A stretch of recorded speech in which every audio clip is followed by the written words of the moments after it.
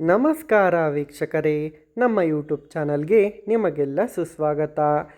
ಕಳೆದ ವಿಡಿಯೋದಲ್ಲಿ ನಾವು ಭಗವಾನ್ ವಿಷ್ಣುವು ಅವತರಿಸಿದ ದಶಾವತಾರಗಳಲ್ಲಿ ಅಂದರೆ 10 ಅವತಾರಗಳಲ್ಲಿ ಮತ್ಸ್ಯ ಅವತಾರ, ಕೂರ್ಮ ಅವತಾರ, ವರಾಹ ಅವತಾರ, ನರಸಿಂಹ ಅವತಾರ, ವಾಮನ ಅವತಾರ ಮತ್ತು ಪರಶುರಾಮರ ಅವತಾರದಲ್ಲಿ ಕಳೆದ 2 ವಿಡಿಯೋಗಳಲ್ಲಿ ತಿಳಿದುಕೊಂಡಿದ್ದೇವೆ.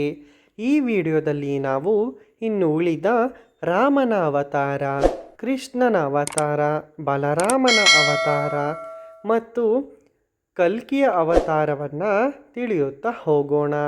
ಅದಕ್ಕೂ ಮೊದಲು ನಮ್ಮ ಯೂಟ್ಯೂಬ್ ಚಾನಲನ್ನು ಸಬ್ಸ್ಕ್ರೈಬ್ ಮಾಡಿಕೊಳ್ಳಿ. ಪಕ್ಕದಲ್ಲೇ ಕಾಣುತ್ತಿರುವ ಬೆಲ್ ಬಟನನ್ನು ಕ್ಲಿಕ್ ಮಾಡಿ. ಶ್ರೀರಾಮನು ವಿಷ್ಣುವಿನ 7ನೇ ಅವತಾರ.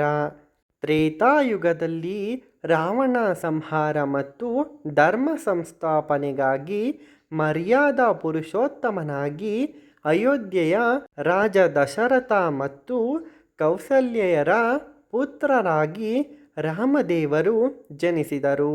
ರಾಮಾಯಣದ ಕಥೆಯಂತೆ ಪತ್ನಿ ಸೀತೆ ಮತ್ತು ಸಹೋದರ ಲಕ್ಷ್ಮಣನೊಂದಿಗೆ ವನವಾಸ ಕೈಗೊಂಡು ಹನುಮಂತನ ಸಹಾಯದಿಂದ ಲಂಕೆಯನ್ನು ಜಯಿಸಿ ರಾಮರಾಜ್ಯ ಸ್ಥಾಪಿಸಿದರು. ಈ ಅವತಾರವು ಕರ್ತವ್ಯ ತ್ಯಾಗ ಮತ್ತು ಆದರ್ಶ ಗುಣಗಳಿಗೆ ಸಂಕೇತವಾಗಿದೆ. ರಾಮ ಅವತಾರದ ಮುಖ್ಯ ಅಂಶಗಳು. ಅವತಾರದ ಉದ್ದೇಶ: ಭೂಮಿಯ ಮೇಲೆ ಧರ್ಮವನ್ನು ಪುನರ್ಪ್ರತಿಷ್ಠಾಪಿಸಲು ಮತ್ತು ರಾವಣನಂತಹ ರಾಕ್ಷಸರನ್ನು ಸಂಹಾರ ಮಾಡಲು. ಜನನ: ಅಯೋಧ್ಯೆಯಲ್ಲಿ ಚೈತ್ರ ಶುಕ್ಲ ನವಮಿಯಂದು. ಪರಿವಾರ: ತಂದೆ ದಶರಥ, ತಾಯಿ ಕೌಸಲ್ಯೆ, ಸಹೋದರರು ಲಕ್ಷ್ಮಣ, ಭರತ, ಶತ್ರುಘ್ನ, ಪತ್ನಿ ಸೀತಾದೇವಿ, ಮಕ್ಕಳು ಲವ ಮತ್ತು ಕುಶ. ಬಂಟನು ಹನುಮಂತ. ಪ್ರಮುಖ ಘಟನೆಯು: ವಿಶ್ವಾಮಿತ್ರರೊಂದಿಗೆ ಯಜ್ಞ ರಕ್ಷಣೆ, ಸೀತಾ ಸ್ವಯಂವರ, 14 ವರ್ಷಗಳ ವನವಾಸ, ಸೀತಾಪಹರಣ, ಹನುಮಂತನ ಭೇಟಿ, ಸೇತುಬಂಧನ, ರಾವಣ ಸಂಹಾರ.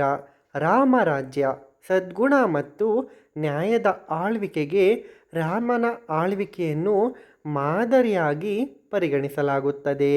ರಾಮನು ಕೇವಲ ರಾಜನಲ್ಲ, ಸದಾಚಾರ, ಸತ್ಯ ಮತ್ತು ಕರ್ತವ್ಯನಿಷ್ಠೆಯ ಮೂರ್ತರೂಪವಾಗಿದ್ದಾರೆ. ಇನ್ನು ಕೃಷ್ಣ ಅವತಾರ. ಕೃಷ್ಣನು ಭಗವಾನ್ ವಿಷ್ಣುವಿನ 8ನೇ ಮತ್ತು ಪೂರ್ಣಾವತಾರ ಆಗಿದ್ದಾರೆ. ದ್ವಾಪರ ಯುಗದಲ್ಲಿ ಧರ್ಮ ಸ್ಥಾಪನೆ, ಭೂಭಾರ ಹರಣ ಮತ್ತು ದುಷ್ಟ ಶಿಕ್ಷೆಗಾಗಿ ಅವತರಿಸಿದ್ದಾರೆ. ದೇವಕಿ ಮತ್ತು ವಸುದೇವರಿಗೆ ಮಥುರಾದಲ್ಲಿ ಜನಿಸಿದರು. ಕೃಷ್ಣ ಕಂಸನಿಂದ ತಪ್ಪಿಸಿಕೊಳ್ಳಲು ಗೋಕುಲ ವೃಂದಾವನದಲ್ಲಿ ಬೆಳೆದು ರಾಧೆ ಮತ್ತು ಗೋಪಿಕೆಯರೊಂದಿಗೆ ಲೀಲೆಯನ್ನು ಪ್ರದರ್ಶಿಸಿದರು. ಮಹಾಭಾರತ ಯುದ್ಧದಲ್ಲಿ ಅರ್ಜುನನಿಗೆ ಭಗವದ್ಗೀತೆಯನ್ನು ಬೋಧಿಸಿದರು. ದೇವಕಿ ವಸುದೇವರ ಮಗ. ಗೋಕುಲದಲ್ಲಿ ನಂದ ಯಶೋದೆಯರಿಂದ ಪೋಷಣೆ ಮತ್ತು ಕಂಸನ ವಧೆ. ಲೀಲೆಗಳು: ಗೋವರ್ಧನ ಬೆಟ್ಟ ಎತ್ತಿದ್ದು, ಕಾಳಿಂಗನನ್ನು ಮರ್ದನ ಮಾಡಿದ್ದು, ಕೊಳಲನ್ನು ಸುಂದರವಾಗಿ ನುಡಿಸಿದ್ದು, ಬೆಣ್ಣೆ ಕಳ್ಳತನ ಮಾಡಿದ್ದು. ಹೀಗೆ ಹೇಳುತ್ತಾ ಹೋದರೆ ಭಗವಾನ್ ಕೃಷ್ಣನ ಲೀಲೆಗಳನ್ನು ತಿಳಿಸುವುದು ಬಹಳ ಕಠಿಣ. ಅಷ್ಟು ಸುಲಲಿತ ಹಾಗೂ ಸುಮಧುರವಾಗಿದೆ ಕೃಷ್ಣ ಪರಮಾತ್ಮರ ಲೀಲೆಗಳು. ಮಥುರಾದಿಂದ ದ್ವಾರಕೆಗೆ ಬಂದು ಯಾದವ ಕುಲವನ್ನು ಆಳಿದರು. ಆವಾಗ ಇವರಿಗೆ ದ್ವಾರಕಾಧಿಪತಿ ಎಂದು ಕರೆಯಲು ಪ್ರಾರಂಭಿಸಿದರು. ತತ್ವಜ್ಞಾನಿ ಮತ್ತು ಮಾರ್ಗದರ್ಶಿ. ಮಹಾಭಾರತದಲ್ಲಿ ಪಾಂಡವರ ಪರವಾಗಿ ನಿಂತು ಭಗವದ್ಗೀತೆಯ ಮೂಲಕ ಕರ್ಮ, ಭಕ್ತಿ ಮತ್ತು ಜ್ಞಾನಯೋಗಗಳನ್ನು ಬೋಧಿಸಿದರು. ಇವರ ಗುಣಲಕ್ಷಣಗಳು: ಪ್ರೇಮ, ಸ್ನೇಹ, ರಾಜತಾಂತ್ರಿಕತೆ, ಲವಲವಿಕೆಯ ವ್ಯಕ್ತಿತ್ವ ಮತ್ತು ದೈವಿಕ ಶಕ್ತಿಯ ಸಂಕೇತ. ಕೃಷ್ಣನು ಕೇವಲ ಭಗವಂತನಲ್ಲ, ಜೀವನದ ಸಾರವನ್ನು ಕಲಿಸಿದ ಮಹಾನ್ ಮಾರ್ಗದರ್ಶಿಯೂ ಕೂಡ ಆಗಿದ್ದಾರೆ. ಇನ್ನು ಬಲರಾಮ ಅವತಾರ ವಿಷ್ಣುವಿನ 8ನೇ ಅವತಾರ ಅಥವಾ ಆದಿಶೇಷನ ರೂಪವೇ ಬಲರಾಮನ ಅವತಾರವಾಗಿದೆ. ಶ್ರೀಕೃಷ್ಣನ ಹಿರಿಯ ಸಹೋದರ ರೋಹಿಣಿ ವಾಸುದೇವನ ಪುತ್ರ ಬಲರಾಮನು ಅಪ್ರತಿಮ ಶಕ್ತಿ. ಕೃಷಿ ಅಂದರೆ ನೇಗಳಿನ ಅಧಿಪತಿ ಮತ್ತು ಶಕ್ತಿಯ ಸಂಕೇತ. ಇವನು ದುರ್ಯೋಧನ ಭೀಮನಿಗೆ ಗದಾಯುದ್ಧದ ಗುರು.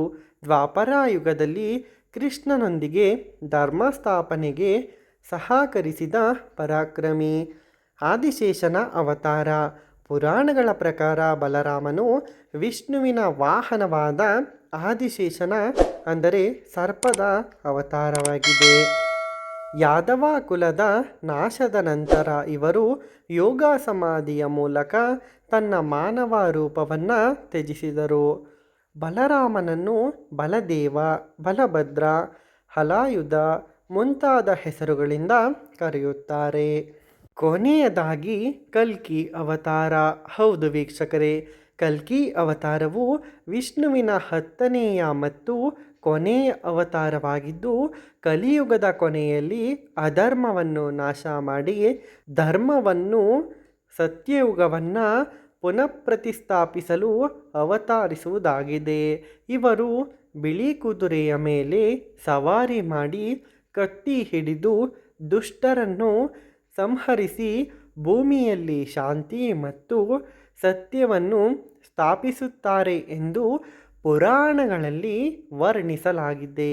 ಕಲ್ಕಿ ಅವತಾರವು ಇನ್ನೂ ಆಗಿಲ್ಲ, ಕಲಿಯುಗದ ಅಂತ್ಯಕ್ಕೆ ಬರಲಿದೆ ಎಂದು ನಂಬಲಾಗಿದೆ. ಕಲ್ಕಿ ಅವತಾರದ ಬಗ್ಗೆ ಇನ್ನಷ್ಟು ತಿಳಿಯೋಣ. ವಿಷ್ಣುವಿನ 10ನೇ ಮತ್ತು ಅಂತಿಮ ಅವತಾರ. ಇದಕ್ಕೆ ಕಾರಣ ಕಲಿಯುಗದಲ್ಲಿ ಅಧರ್ಮ ಮತ್ತು ಕೆಟ್ಟತನದ ಹೆಚ್ಚಾಗಿದೆ. ದುಷ್ಟರನ್ನು ನಾಶ ಮಾಡಿ ಧರ್ಮವನ್ನು ಸ್ಥಾಪಿಸಲು ಬಿಳಿ ಕುದುರೆಯಾದ ದೇವದತ್ತನ ಮೇಲೆ ಸವಾರಿ, ಕೈಯಲ್ಲಿ ಖಡ್ಗ. ಜನ್ಮಸ್ಥಳ ಶಾಂಬಾಲ ಗ್ರಾಮದ ವಿಷ್ಣುಯಾಶ ಎಂಬ ಬ್ರಾಹ್ಮಣನ ಮಗನಾಗಿ ಜನಿಸುತ್ತಾರೆ. ಅಧರ್ಮವನ್ನು ಕೊನೆಗೊಳಿಸಿ ಸತ್ಯ ಮತ್ತು ಧರ್ಮದ ಸತ್ಯಯುಗವನ್ನು ಪ್ರಾರಂಭಿಸುತ್ತಾರೆ. ವಿಷ್ಣು ಪುರಾಣ, ಗರುಡ ಪುರಾಣ, ಭಾಗವತ ಪುರಾಣ ಮತ್ತು ಕಲ್ಕಿ ಪುರಾಣಗಳಲ್ಲಿ ಉಲ್ಲೇಖವಿದೆ. ಆಗಮನ ಕಲಿಯುಗದ ಕೊನೆಯಲ್ಲಿ ಅಂದರೆ ಇಂದಿನಿಂದ ಸುಮಾರು 4,27,000 ವರ್ಷಗಳ ನಂತರ ಬರಲಿದ್ದಾರೆ ಎಂದು ಹೇಳಲಾಗಿದೆ. ಇದು ಕಲಿಯುಗದ ಒಟ್ಟು ಅವಧಿಯ ಲೆಕ್ಕಾಚಾರದಂತೆ. ನೋಡಿದರಲ್ಲ ವೀಕ್ಷಕರೇ, ಭಗವಾನ್ ವಿಷ್ಣುವು ಜನಿಸಿದ ಅಥವಾ ಅವತರಿಸಿದ ದಶಾವತಾರಗಳು. ಈ ವಿಡಿಯೋ ಇಷ್ಟವಾಗಿದೆ ಎಂದು ನಾನು ಭಾವಿಸುತ್ತೇನೆ. ಇದೇ ರೀತಿಯ ವಿಡಿಯೋಗಳಿಗಾಗಿ ನಮ್ಮ ಯೂಟ್ಯೂಬ್ ಚಾನಲನ್ನು ಸಬ್ಸ್ಕ್ರೈಬ್ ಮಾಡಿಕೊಳ್ಳಿ. ವಿಡಿಯೋವನ್ನು ನಿಮ್ಮ ಸ್ನೇಹಿತರೊಂದಿಗೆ ಮತ್ತು ಸಂಬಂಧಿಕರ ಜೊತೆ ಹಂಚಿಕೊಳ್ಳಿ. ವಿಡಿಯೋ ನೋಡಿದ್ದಕ್ಕಾಗಿ ಧನ್ಯವಾದಗಳು. Thanks for watching.